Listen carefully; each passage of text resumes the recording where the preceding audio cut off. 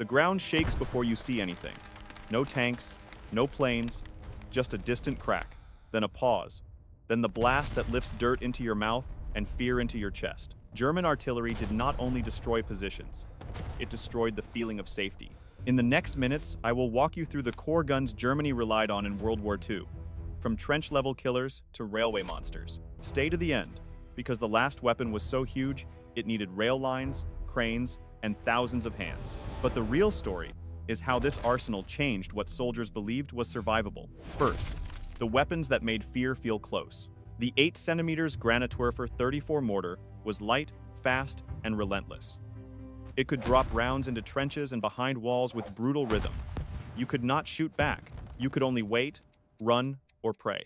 For direct support, the 7.5cm Lee IG-18 followed infantry. It broke machine gun nests, room by room, corner by corner. It turned cover into rubble. When Germany wanted a heavy punch at short range, it used the 15cm SIG-33. This gun was built to smash strong points. When its shell hit a bunker, the bunker stopped being protection and started being a coffin. Even mountains could be reached. The 7.5cm Gebirgsgeschütz 36 was carried in pieces by pack animals. The 10.5cm Gebirgshaubitze 40 brought heavier fire into terrain that hated roads. Hiding behind cliffs stopped working. Now step back to the guns that carried the war day after day. The 10.5cm Lee FH-18 was the backbone of German field artillery. It was everywhere, because it did everything well enough and kept firing. It created the steady pressure that wears units down long before the assault arrives. When batteries fired in waves, the noise became a clock. You stopped counting hours. You counted impacts. For heavier shells, Germany relied on the 15cm SFH-18. It crushed trenches, dugouts, and fieldworks with blunt force. If the LeFH-18 pushed you down, the SFH-18 kept you there. Germany refined these workhorses. The LeFH-1840 used a sturdier carriage for better handling. The SFH-40 aimed for improved range and efficiency, but arrived late and in limited numbers. By the late war, Germany was racing time as much as the enemy. Then the battlefield changed again. Tanks got tougher. Anti-tank guns had to climb fast. The 3.7cm PaK-36 started the war as a mobile answer, then became infamous for failing against thicker armor. Crews called it a door knocker because it felt like it could only knock, not stop. The 5cm PaK-38 was the bridge, stronger but still temporary. The real standard became the 7.5cm PaK-40. Built in huge numbers, it could finally stop the tanks that mattered. It made open ground feel like a trap. And then the legend.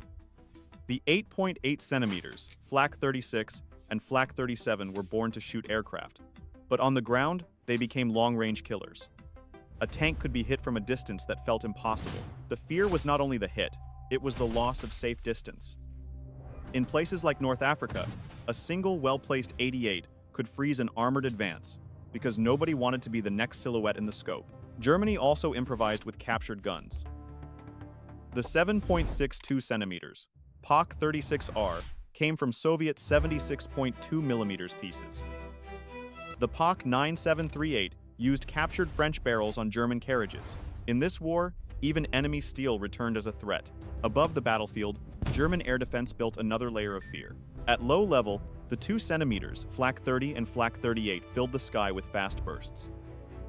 The 3.7cm Flak-36 and Flak-37 hit harder and reached farther. They guarded convoys, bridges, and airfields with constant nervous energy. For high-altitude bombers, Germany fielded the 12.8cm Flak-40. Built to reach aircraft at extreme heights, it fired heavy shells with punishing effect, and in desperation it could be used against ground targets too. Then comes the sound that soldiers remembered even when the war moved on. The 15cm Nebelwerfer 41 rocket launcher fired salvos with a rising shriek that shattered nerves before the impacts landed. It was not perfect precision. It was shock, confusion, and chaos delivered in seconds. When the target was concrete, Germany brought siege weapons that felt like they belonged to another century. The 21cm Morser 18 lobbed heavy shells to crack fortifications. Older giants returned as well. The 30.5cm Skoda M11 and the 42cm Gamma Morser were built to break strongholds by weight and repetition. In a siege, Patience can be a weapon. Germany also dragged older long guns back into service, like the 15 cm K16 and other Great War pieces, because steel is valuable when you are running out of options. Germany also built long-range guns to attack the lifelines behind the front. The 24 cm heavy gun class was designed for smashing concrete at distance, while other long barrels focused on hunting enemy artillery before it could answer. The 10.5 cm Kanone 18 and 17 cm Kanone 18 reached deep for counter-battery fire and key targets. The 21 cm Kanone 39 and 40 pushed range even farther. A shell in the rear is not just damage.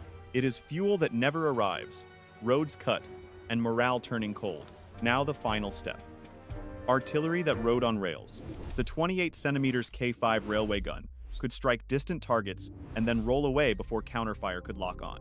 It became a ghost that appeared, hit, and vanished along the track. And finally, the monument. The 80 cm Schwerer Gustav. This was not a normal weapon. It demanded rail lines, cranes, security, and thousands of workers. Its shells were measured in tons. It existed to break the hardest targets and to prove the impossible could be built. But here is what should stay with you. German artillery was feared because it was layered. Mortars hunted trenches. Infantry guns punched holes. Field howitzers ground the front line. Anti-tank guns turned open ground into death. Flak guarded the sky and sometimes killed armor. Rockets shattered nerves. Siege pieces crushed concrete. Railway guns threatened cities from far away. It was pressure at every distance, until men stopped believing in shelter. If you want the next episode, we can flip the lens and show how the Allies learned to find these guns, silence them, and survive under the storm. Thank you. Don't forget to like, share, and subscribe to the channel so you don't miss the latest videos.